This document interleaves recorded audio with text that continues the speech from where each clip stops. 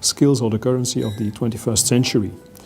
It's about knowledge, it's about knowing from a technical point of view, but it's even more an attitude, lifelong learning. And what we are trying to do now is to strengthen the policies in all our member states, 34 member states all over the world, to really have the education system strengthening the capacities of children. In lots of countries, education is too much focused on just bringing over knowledge, bringing over facts and things and figures. What we want to do is have a very strong fundament for lifelong learning, and we're trying to strengthen the policies at the national level in that way.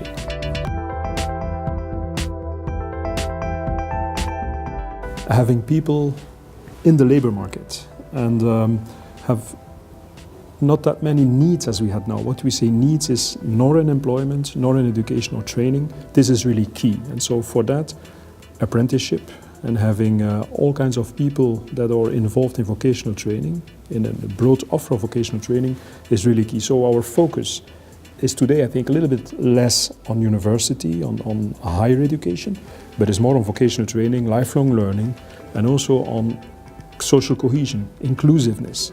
It costs for a public authority more money to have someone drawn back to the labor market than just keep the people in the labor market through vocational training, education and apprenticeship. So this is really key for the future. Well, we have some key players in that game, so to say. We have the public authority, we have the schools, the traditional schools, but moreover, what is very important is that companies learn to be learning organizations that take care of their machines, that take care of their knowledge-based assets, of their liquidities and so on, but also that take care more than today, take care of the talent of their people, of the skills, of the lifelong learning of these people, and so of the offer they can provide for their employees and their workers to have vocational training, to retrain their abilities. So this is really a very important shift, and we see that especially in Europe, for instance, in some member states of the European Union, the Eurozone, in lots of countries, companies, for a lot of reasons, don't have this tradition to offer, to take the initiative to invest in the skills of their people. And this is really a problem for the future, and a problem which has to be addressed now. We have very high unemployment figures, especially people from 18 to 25, this category. We have unemployment figures going to up to 60% in Greece, parts of Spain. And this is of course critical. Moreover, these people are sometimes unemployed since more than 1 year. So the long-term unemployed people are today often young people, and so there the investment in their training, having them involved in the labor market through vocational training to apprenticeships, is really very, very important.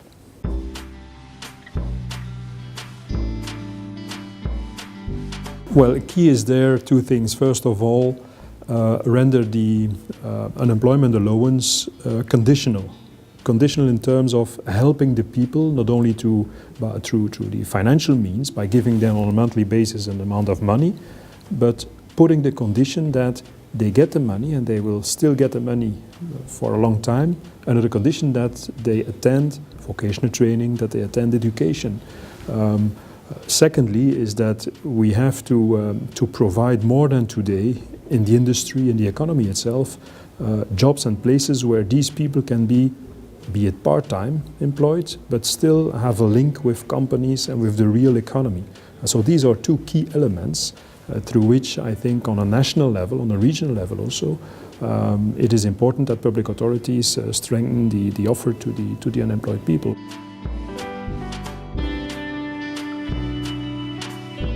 Well, it's not such a thing like one size fits all. I mean, you have to have tailor-made solutions, taking into account the real situation, the specific situation of each of the countries. We are an organization working from Australia to Canada, from Chile to South Korea, and it's very clear that with an unemployment figure to 6 to 7% or even lower, that in these countries efforts you have to pay to have the people that are still unemployed in the labor market are different than in a case like Greece or Spain, where you have more than half of the young population sometimes in some regions which are unemployed. So in the first case you will have very specific policies really on the most difficult people to integrate on the labor market. In the other countries like Greece and Spain, I think we should put more stress on the conditionality, on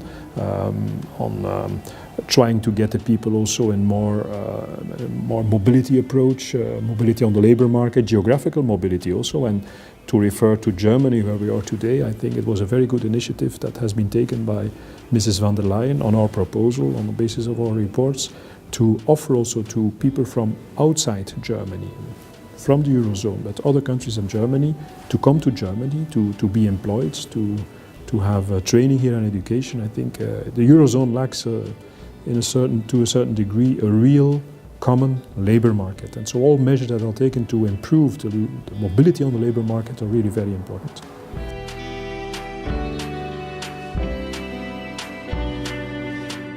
Well, the people that are graduated today here, they already have a very important tool, a very important asset and chance. They graduate at the good European university, a good business school.